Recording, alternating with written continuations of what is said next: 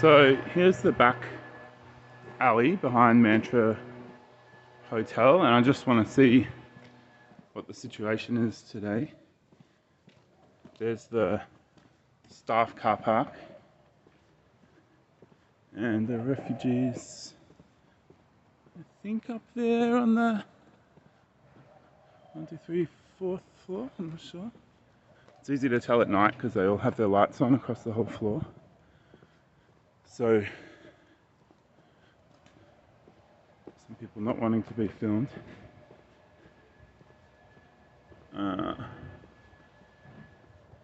So I'm just doing a lap to see if there's signs of preparing to move the men who are detained.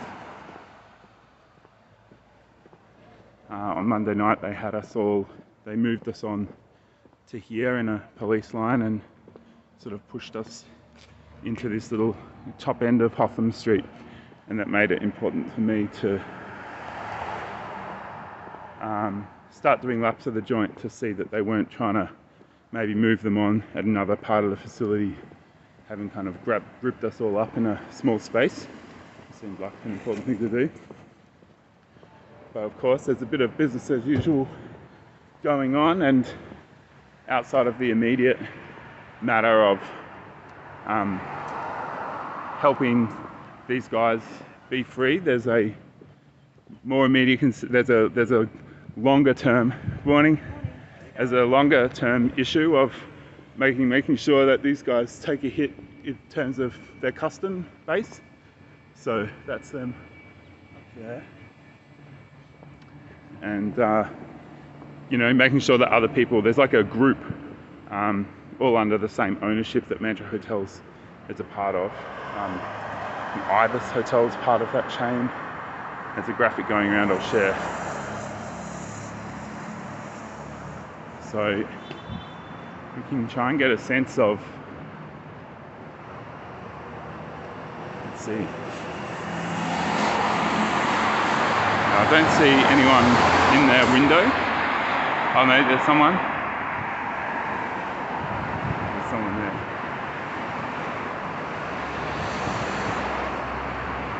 Zero in. So we're on Bell Street now.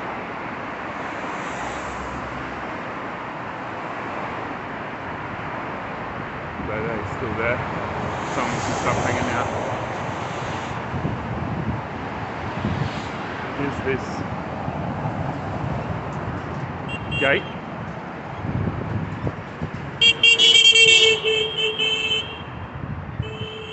And this is the main area that we've been. And it's all that floor along there. And here's this gentleman.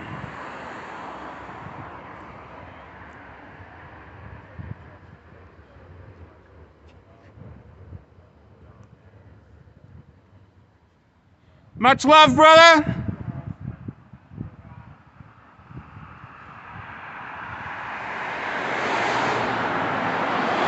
I'm gonna keep going with this lap.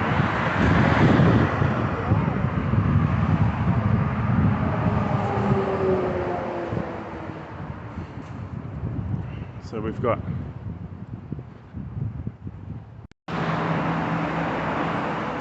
here's like the exit to the immediate east of the main entrance that we saw before. So there's some building works and stuff going on. There's some cars at most spots at all the main entrances, but not the back entrance. Back entrance is clear.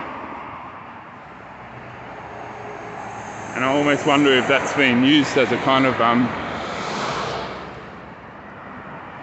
I don't know. It's like very enticing to like jump that back fence and get in there and see what can be done. But maybe that's just, here's an entrance that's not being, oh no, this is, so that is separate to the building. I'm not sure if this is the Aboriginal men's home or not. Is that a gate? Oh no, that's a fence through there. So that's a different part of the property. But that is a scalable fence to be sure. To be sure.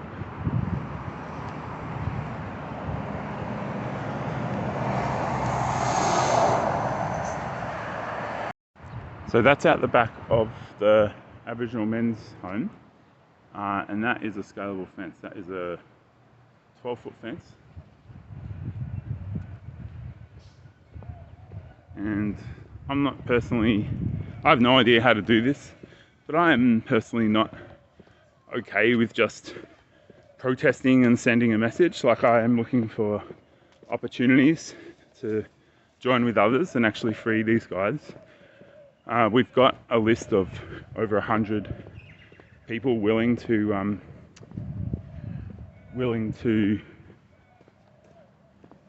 house these guys if we can somehow get them into the community, and that's really important, that we look at what the strongest possible action that we can take.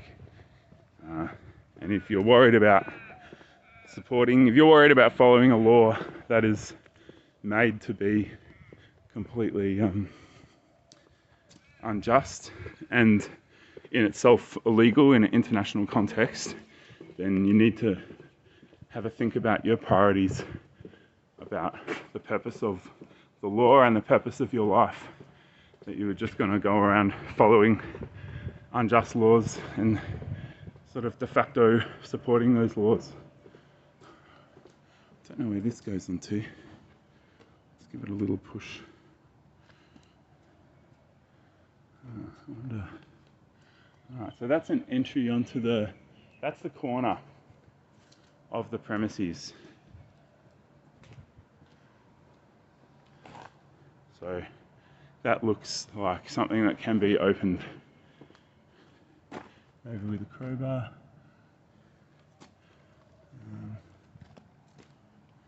Take this bit of wood out, take this out, and you're going to be able to get that open fairly easily. Unless it's got like a mechanical pneumatic arm on it on the other side, which is possible. So these fences are just weak. I mean, these could be kicked in easily kicked in, easily.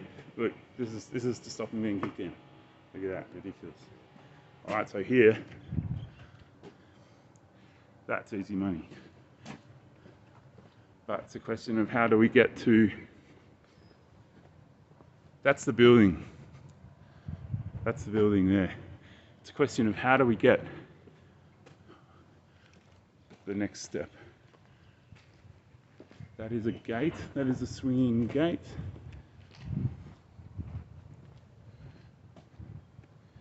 And Jesus, is that really just, there's no mechanical arms there. That is just something to be opened. Look at that, that's not attached. That is a good way in, potentially. That is just a locked gate. So we haven't got to the point where we're just trying to, is that bars on the windows? No chance. No chance. I do think, you know, we've had like over 200 people here, which is fine. Now look, there's no point having barbed wire when you've got those hedgerows up there. No point. So you can scale that easily. And you can then get onto the roof of whatever that is. Whatever that is past there. So with 200 people you can protest. You can't do much more. The security door wouldn't bother.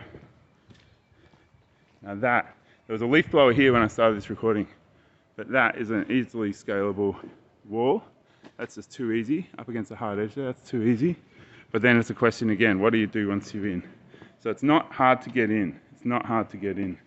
Just the most simple padlock there. So no problem. You could probably get that open with 2 spoons. And let's see. I think that is the building around the front, I think. And then you can actually push out this glass. This is another exit. I mean, you might need a feint, some kind of feint. But it's all going to come down to this back alley. But maybe not. Maybe that east side 11-foot, 12-foot fence, you know, fronting onto the Aboriginal men's home. I don't know, car park.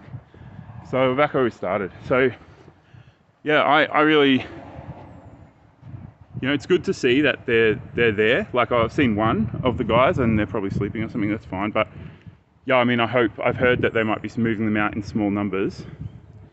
There's a guy sort of keeping a watch. So yeah, I've heard that they might be moving them out in small numbers, and who knows, maybe some of them have been moved. I'm not one of the people in touch with mods or the other detainees in there. So yeah, we need to think seriously about how to make a move. And look, if it wasn't 200 people, if it was 10,000 people, then we could actually get in there easily and get them out. Like, I believe that for sure. So send everyone you can. Send everyone you can.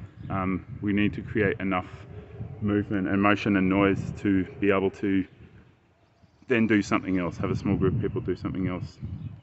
And I am up for it. I'm up for whatever it takes. I have no limit. My limit is well before we actually lock these guys up. And so locking these guys up and having them in detention for 6+ years, or having them in this hotel for 16+ months, that's already past my limit. So there's no limit for me after that for what I'll do. So join me, because we need you.